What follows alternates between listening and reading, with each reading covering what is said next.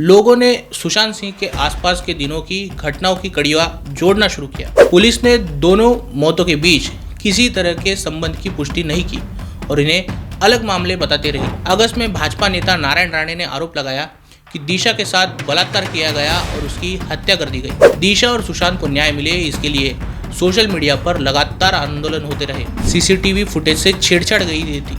ऐसे ही कुछ दावे रिपब्लिक टीवी पर अपने इंटरव्यू में सतीश सालियन कर चुके हैं। बॉलीवुड जिस प्रकार पैसा फेंको तमाशा देखो के लिए फेमस है, वैसे ही राजनीति भी पार्टियां, ड्रग्स और सेक्स इससे भी घिनौने कारणों के लिए फेमस है। अब आदित्य ठाकरे का मोबाइल टावर लोकेशन घटनास्थल के पास पाया जाता है तो ये परिस्थितिजन्य सबूत होगा।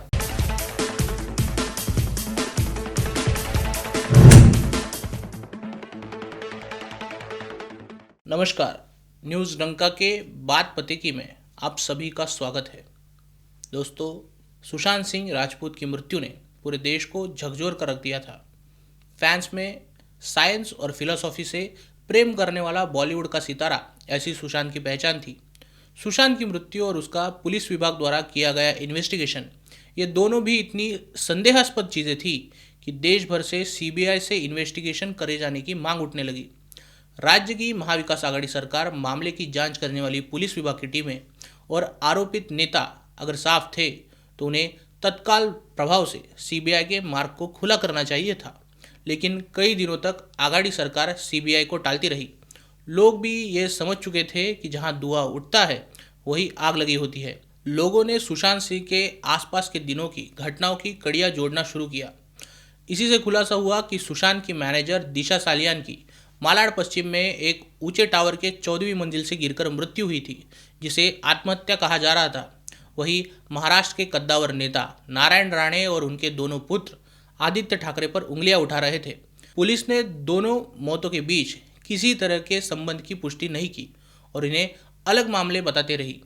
कुछ रिपोर्ट्स में दावा किया गया कि दिशा ने अपनी मौत से पहले सुशांत को फ़ोन किया था, लेकिन मुंबई पुलिस ने इसे मानने से भी इनकार कर दिया।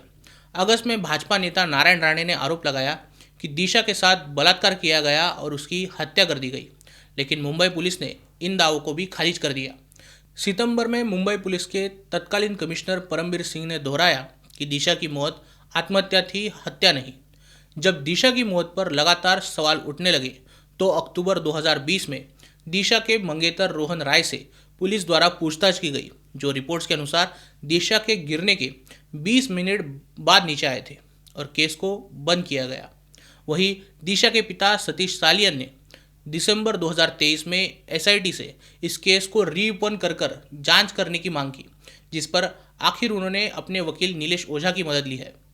एडवोकेट ओझा ने मुंबई उच्च न्यायालय में याचिका दायर करते हुए इस केस का इन्वेस्टिगेशन करने और केस की जांच के लिए समीर वानखड़े को नियुक्त करने की मांग की है। विपक्ष और विपक्षी मीडिया ने इस मामले को राजनीतिक स्कोर करने के लिए कुरेदे जाने का दावा किया है, लेकिन सच्चाई तो ये है कि इस मामले पर चर्चा कभी पूरी तरह से शांत हुई ही नहीं। दिशा और सुशांत को न्याय मिले, इसके लिए सोशल मीडिया पर लगातार आंदोलन होते रहे। अब सतीश सालियान की याचिका के बाद इस अभियान को और भी बल मिलता दिख रहा है। दिशा के मामले में कुछ मुद्दे निश्चित रूप से अनसुलझे हैं। दिशा 14वें मंजिल से गिरी थी, लेकिन उसके शरीर पर कहीं भी चोट के निशान नहीं थे। उसके कपड़ों पर या फिर उसके शव को उठाने वाले दोस्तों के कपड़ों पर खून के धब्बे नहीं थे। सीसीटीवी फुटेज से छेड़छाड़ गई थी। ऐसे ही कुछ दावे रिपब्लिक टीवी पर अपने इंटरव्यू में सतीश सालियन कर चुके हैं। दरमियान एडवोकेट ओझा और सतीश सालियन ने आज मुंबई पुलिस कमिश्नर के पास एफआईआर दर्ज करवाई है।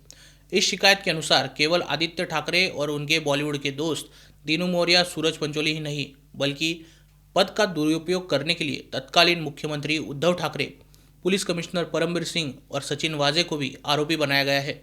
इस आरोप पत्र में चौंकाने वाले खुलासे किए गए हैं। बॉलीवुड जिस प्रकार पैसा फेंको तमाशा देखो के लिए फेमस है, वैसे ही राजनीति भी पार्टियां, ड्रग्स और सेक्स इससे भी घिनौने कारणों के लिए फेमस है। वही आरोप पत्र में कहा गया है कि आदित्य ठाकरे और उनके दोस्त करजत के फार्म हाउस पर नशीले पदार्थों का सेवन करते हैं। साथ ही इसमें गंभीर आरोप लगाया गया है कि कुछ एनजीओज ऐसे शौकीन सेलिब्रिटी और नेताओं को छोटे बच्चे भी सप्लाई करते हैं। वैसे ही दिशा और आदित्य जिस पार्टी में मौजूद थे, वहाँ इन्हीं एनजीओ की ओर से बच्चे सप्लाई किए गए थे। इस घिनौने तमाशा का जिक्र दिशा ने सुशांत सिंह के पास किया था। वहीं रिया चक्रवर्ती द्वारा आदित्य ठाकरे के पास सुशांत और दिशा के बीच के फोन कॉल की बातों की जानकारी दी गई थी, जिसके बाद उन्हें रास्ते से हटाया गया। सतीश सालियन के ये दावे अविश्वसनीय नहीं लगते। बॉलीवुड और राजनेताओं के बीच के कनेक्शन में ऐसे एनजीओज होते हैं जो बच्चे से लेकर ड्रग्स तक सब सप्लाई करते हैं। एडवोकेट ओझा ने यह कहा है कि इस केस में उन्हें केवल 2 चीज़ें साबित करनी है। एक कि दिशा की जब मृत्यु हुई तब आदित्य ठाकरे वहां मौजूद थे, और दूसरी, दिशा की मौत कोई आत्महत्या नहीं बल्कि हत्या थी। साथ ही एडवोकेट ओझा ने बताया है कि आदित्य ठाकरे का दिशा के साथ पार्टी में मौजूद न होने का दावा झूठा है। इसका सच जानने के लिए आदित्य ठाकरे का मोबाइल टावर लोकेशन देखा जाएगा, जो उनकी मौजूदगी का सबूत होगा। साथ ही एडवोकेट ओझा ने उनके पास केस के विटनेस होने का भी दावा किया है। कई विटनेस की मौत और अचानक से गायब होने के कारण उन्होंने किसी भी विटनेस का नाम लेने से इनकार किया है। अब आदित्य ठाकरे का मोबाइल टावर लोकेशन घटनास्थल के पास पाया जाता है तो यह परिस्थितिजन्य सबूत होगा। एडवोकेट ओझा ने चुनौती के साथ कहा है कि उनके आरोप झूठे निकलते हैं तो उनके खिलाफ केस चलाकर उन्हें फांसी के फंदे तक ले जाया जाए, लेकिन मामले की जांच हो तो दूध का दूध और पानी का पानी किया जा सकता है। जिस दिन दिशा का बलात्कार और हत्या हुई उस दिन आदित्य ठाकरे, सूरज पंचोली और दीनू मोरिया उसके घर पर चल रही पार्टी में शामिल थे। पार्टी के दौरान उसका बलात्कार किया गया और उसकी हत्या की गई। इस मामले को आकस्मिक मृत्यु बनाया गया, ऐसे सभी आरोप निराधार है, ये आदित्य ठाकरे साबित कर सकते हैं। उन्हें केवल पुलिस से अनुरोध करना होगा कि उस दिन के उनके बॉलीवुड के दोस्तों और इस मामले से नामित लोगों के मोबाइल टावर लोकेशन जारी किए जाए।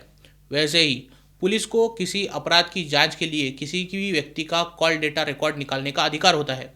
ये सीडीआर न केवल मोबाइल फ़ोन पर प्राप्त फ़ोन कॉलों को रिकॉर्ड करता है, बल्कि ये मोबाइल टावर लोकेशन के आधार पर उनके सटीक स्थान का अनुमान भी लगा सकता है। आप आसानी से जान सकते हैं कि कौन कब कहाँ था। इसी फ़ोन रिकॉर्ड के ज़रिए वो साबित कर सकेंगे कि वो घटना के दिन अपने नाना के साथ अस्पताल में थे या फिर कहीं। रिकॉर्ड उन्हें सलाखों के पीछे भेजेगा ये तो वक्त ही बताएगा। लेकिन फिलहाल एडवोकेट नीलेश ओझा और सतीश सालियन के दावों को देखकर लगता है कि दिशा सालियन और सुशांत सिंह की मौत से पर्दा उठने जा रहा है। वीडियो अगर अच्छा लगा हो तो उसे लाइक कीजिए, अपने दोस्तों के साथ शेयर कीजिए और न्यूज़ डंका हिंदी को सब्सक्राइब कीजिए। मिलते हैं अगले वीडियो में किसी और मुद्दे के साथ। नमस्कार।